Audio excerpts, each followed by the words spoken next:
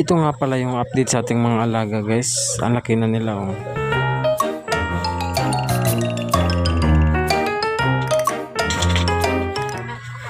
Six cents at isang rooster.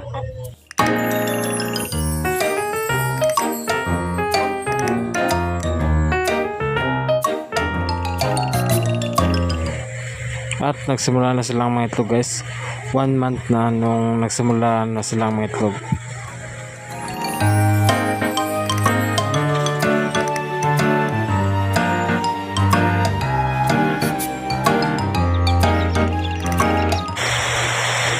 Ito naman guys yung bagong bili natin sisiw at gagawin natin itong breeder.